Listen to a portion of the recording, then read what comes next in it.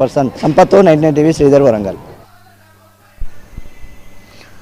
జగిత్యాల జిల్లా PMJ jewellery robbery కేసులో సంచలన విషయాలు బయటకొచ్చాయి. పక్కా ప్లాన్ ప్రకారమే దోపిడీ చేసినట్లుగా తెలుస్తోంది. ధర్మపురి విజయలక్ష్మి గెస్ట్ హౌస్ లో దొంగలు మకాం వేసి దొంగతనంకి పథకం రచించారు. దొంగల్లో ఒకటి పేరు సౌరవత్తు కుమార్గా గుర్తించారు. రూమ్ కోసం దొంగల ముఠా మాట్లాడిన ఆడియో 99 టీవీ చేతికి చిక్కింది. ఇప్పుడు ఆ వీడియోలో ఏం మాట్లాడారో చూద్దాం.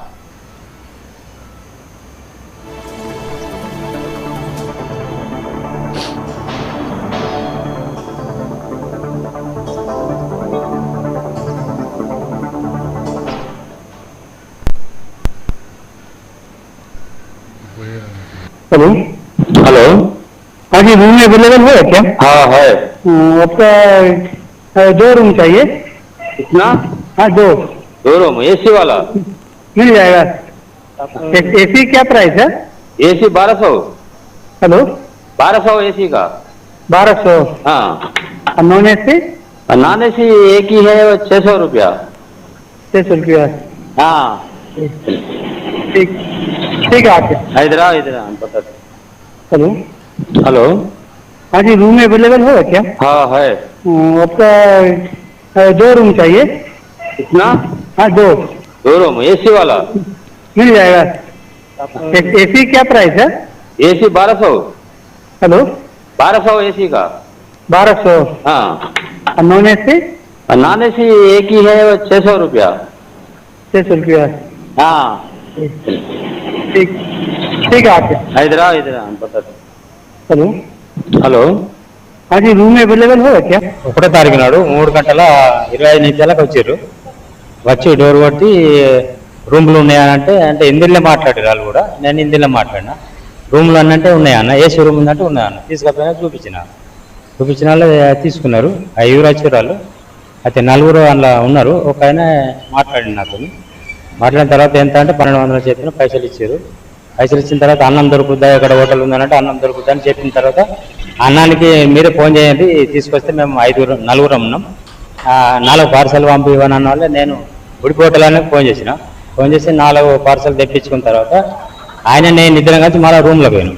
పోయి వాళ్ళకు డోర్ కొట్టి రూమ్లో పోయి అది వాళ్ళంతా పడుకున్నారు. ఒకరు బయటకు వచ్చిండు అంటే రూములనే. మళ్ళీ వాళ్ళకు టిఫిన్ ఇచ్చేసి 480 రూపాయలు చెప్పిండు. ఆ హోటలానికి ఇచ్చినాక ఆయన కిందికి వెళ్ళిపోయాడు, నేను నా రూమ్లోకి వెళ్ళిపోయాను. తర్వాత ఇక నా రూమ్లో నేను ఉన్నా. వాళ్ళు రెడ్డికి ఇదే అంశం మీద మరింత సమాచారాన్ని మా ప్రతినిధి రిషికేష్ అందిస్తారు. రిషికేష్ చెప్పండి, ఏంటి అంటే ఏదైతే సంచలనం సృష్టించిందో పీఎంజే జ్యువెలరీలో ఉన్నటువంటి ఆ భారీ దొంగతనం కేసులో కొంత పురోగతి సాధించినట్లుగా తెలుస్తుంది. అండ్ అలాగే ఏదైతే ఉన్నారో ముష్కరులు మాట్లాడేటువంటి ఆడియో క్లిప్పింగ్ మన 99 టీవీలో ఎక్స్క్లూజివ్ గా ప్రసారం అవుతుంది. ఓవరాల్ డీటెయిల్స్ ఏంటి రిషికేష్?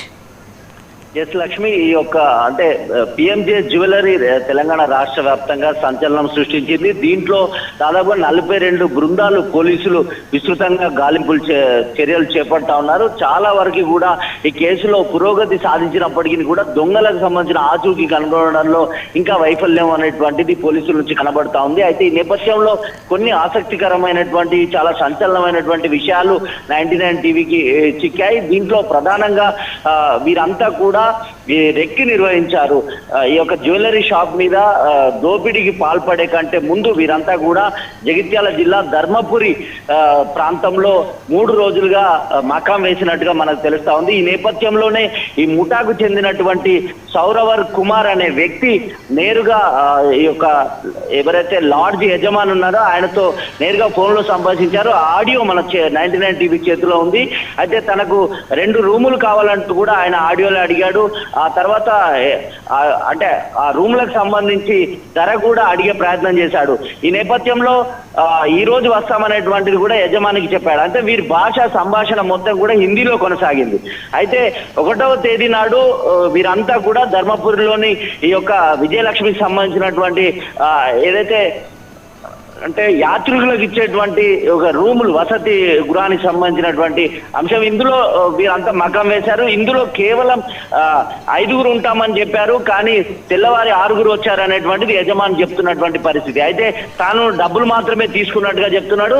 అయితే వీరి రికార్డు ప్రకారంగా మాత్రం సౌరవర్ కుమార్ జార్ఖండ్ చెందిన వ్యక్తిగా తన యొక్క చిరునామా నమోదు చేసుకున్నాడు. ఇతని తండ్రి పేరు మిశ్రాగా ఉంది. ఇచ్చిన ఆధార్ కార్డు కూడా ఫేక్ ఆధార్ కార్డు నెంబర్ ఇచ్చారు. ఈ నేపథ్యంలో జార్ఖండ్ కి సంబంధించినటువంటి అడ్రస్ లో ఉన్నట్టుగా సౌరవర్ కుమార్ మిశ్రా తన తండ్రి పేరుగా చెప్పాడు. అయితే ఈ అంశం చాలా సంచలనంగా మారింది. ఈ నేపథ్యంలో జార్ఖండ్ ముఠా కూడా ఇందులో భాగస్వామ్యం ఉందా, లేక ఏదైతే దోపిడీకి పాల్పడినటువంటి ముఠా జార్ఖండ్ చెందిందా అనేటువంటిది పోలీసుల దర్యాప్తులో తేలాల్సి ఉంది. వీరి కదలికలు 1వ తేదీ, 2వ తేదీ, 3వ తేదీ ఏదైతే ఈ చోరీకి పాల్పడ్డ రోజు వరకు కూడా వీరంతా గదిలోనే ఉన్నారు, బయటకు రాలేదు. ఆహారం కూడా బయట నుంచే తెప్పించుకున్నారు అనేటువంటిది లాడ్జ్ యజమాని మాటల ద్వారా మనకు తెలుస్తుంది. అంటే వీరి కదలికలు ఎక్కడ కూడా ఎవరికి అనుమానం రాకుండా, ఎక్కడ digital transactions like phone pay కానీ గూగుల్ పే కానీ ఎక్కడ చేయకుండా, వీరి ఆధారాలు ఎక్కడ దొరకకుండా, ఆఖరికి వారు తీసుకున్నటువంటి ఆహారం కూడా ఈ యొక్క రూమ్ లోకే తెప్పించుకున్నారు. కేవలం ఒక వ్యక్తి మాత్రమే సంభాషించాడు తనతో అనేటువంటిది యజమాని చెప్తున్నాడు. అంటే చాలా ప్లాన్డ్ గా వీరు ఇక్కడి నుంచే రెక్కి నిర్వహించారు. ఏదే సేమ్ టైం మనం ఒకసారి చూస్తే పెద్దపల్లిలో కూడా 4 రోజులు ఏప్రిల్ 27వ తేదీ నుంచి మే 1వ తేదీ వరకు కూడా వారు పెద్దపల్లిలో నివాసం పరమేశ్వర లాడ్జ్ లో ఉన్నట్టుగా మకాం వేసినట్టుగా తెలుస్తా ఉంది. అక్కడ కూడా చాలా వరకు కూడా ఆధారాలు లభ్యమైనాయి. అంటే పెద్దపల్లికి సంబంధించి 3 రోజులు ఏప్రిల్ 27, 28, 29, 30 4 రోజుల పాటు అక్కడే ఉండి ఆ తర్వాత ధర్మపురికి షిఫ్ట్ అయ్యారు. అంటే చాలా ప్లాన్డ్ గా ఇక్కడ పెద్దపల్లిని మనం అబ్జర్వ్ చేస్తే కనుక పెద్దపల్లిలో రైల్వే ప్రాంతం ఉంటుంది. ఇక్కడ నుంచి నేరుగా నార్త్ సౌత్ ఎక్కడికైనా వెళ్ళేటువంటి ఒక యాక్సెస్ రైల్వే ద్వారా ఉంటుంది. ఇక్కడ నుంచి దొంగతనం చేసిన తర్వాత పెద్దపల్లి నుంచి రైలు మార్గం ద్వారా ఎస్కేప్ అవ్వాలనేటువంటిది ఒక ప్లాన్డ్ గా తెలుస్తా ఉంది.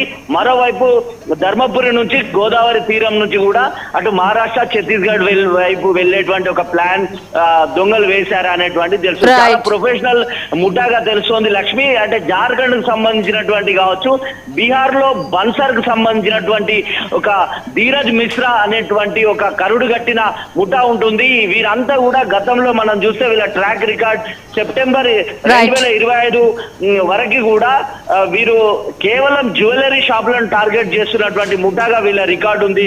ధీరజ్ మిశ్రా దీనికి నాయకత్వం వహిస్తూ ఉంటాడు. ఇందులో సౌరవ్ మిశ్రా అనేటువంటి వ్యక్తి కూడా జార్ఖండ్ చెందిన వ్యక్తి పేరు కూడా ఈ ముఠా సభ్యుల్లో ఉంది.